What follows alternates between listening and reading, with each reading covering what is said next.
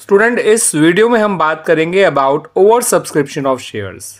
तो कंपनी का जो इशू है वो ओवर सब्सक्राइब कब कहलाता है, इसको पहले समझिए। The issue of shares is said to be over subscribe when the number of shares applied are more than the number of share issued for subscription. यानी कि यहाँ पर share applied by public is more than shares issued by company. It's a case of over subscription. अब यहाँ पर आपको students इस बात का ध्यान रखना है कि जो कंपनी है वो शेयर इशूड से ज़्यादा शेयर अलॉट नहीं कर सकती है। ठीक है स्टूडेंट्स, कंपनी उतने ही शेयर अलॉट कर सकती है जितने उसने इशू किए हैं। तो ऐसे में शेयर अलॉट करने के कंपनी के पास 3 ऑप्शंस होते हैं।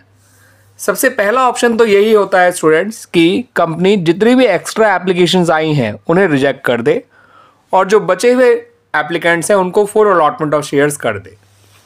फॉर एग्जांपल, अगर कंपनी के पास कंपनी जो मंगाई एप्लीकेशन थी वो 20,000 शेयर्स की थी और एप्लीकेशंस आ गई 30,000 शेयर्स के लिए,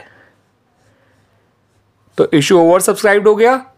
अब कंपनी ने क्या करा, जो 10,000 एक्स्ट्रा एप्लीकेशंस थी उन्हें रिजेक्ट कर दिया, उन्हें कोई शेयर नहीं दिया और जो बचे हुए मांगने वाले शेयर्स होल्ड एप्लीकेंट्स थे उनको फुल अलॉटमेंट ऑफ शेयर्स कर दिया।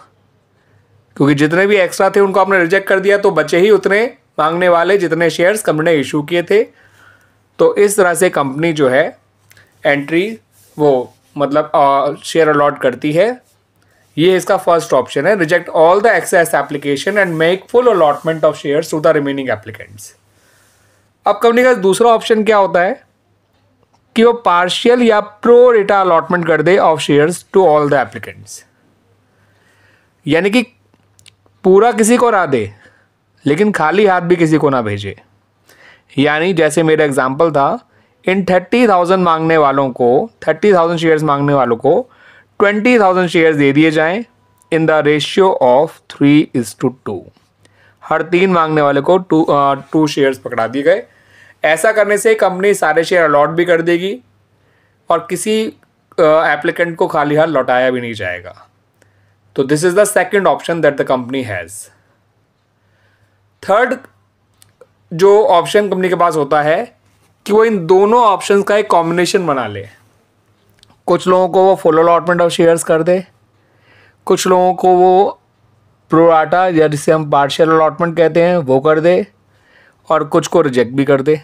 ठीक है, और भी बहुत सारे कॉम्बिनेशन बन सकते हैं। सिर्फ प्रोराटा और रिजेक्ट बन सकता है, सिर्फ फुल और प्रोराटा बन सकता है। ठीक है स्टूडेंट्स, और हो सकता है प्रोराटा के ही 2 और ऑप्शन वो बन जाएं, 2 कैटेगरीज बना जाएं। लेकिन मैं फिलहाल एक सबसे आसान वाले ऑप्शन को ले रहा हूँ, इसमें एक फुल भी है, प्रोराटा भी है और रिजेक्ट भी है। अपने इसी 30 और 20 वाले इसमें देते हैं। सपोज कंपनी जो है 15,000 मांगने वालों को पूरे 15,000 शेयर्स अलॉट कर रही है। ठीक है स्टूडेंट्स, अगले 10,000 मांगने वालों को सिर्फ 5,000 शेयर अलॉट कर रही है और जो अब भी बच गए मांगने वाले 5,000 शेयर्स उन्हें कोई शेयर अलॉट ही नहीं कर रही है। देखिए स्टूडेंट्स, यहाँ पर कंपनी ने इन 30,000 एप्लीकेंट्स को ये 20,000 शेयर्स दिए हैं, मगर सबको कुछ अलग तरह से शेयर्स दिए गए हैं। कुछ लोग जो हैं उनको फुल अलॉटमेंट ऑफ शेयर्स किया गया है, जितने शेयर्स उन्होंने मांगे उन्हें उतने शेयर दे दिए गए। कुछ लोगों को पार्शियल अलॉटमेंट ऑफ शेयर्स किया गया है, जैसे यहाँ पर 2:1 के रेशियो में किया गया है। जितने शेयर्स उन्होंने मांगे उनके आधे शेयर्स उनको दिए गए हैं और कुछ लोगों को शेयर्स दिए ही नहीं गए, उनको रिजेक्ट कर दिया गया उनके एप्लीकेशंस को। ठीक है स्टूडेंट्स, तो कंपनी के पास ये सब ऑप्शंस रहा करते हैं in case of over subscription of shares. But इस बात का ध्यान रखना बहुत ज़रूरी है कि कंपनी कभी भी शेयर इशूड से ज़्यादा शेयर अलॉट नहीं कर सकती है in case of over subscription.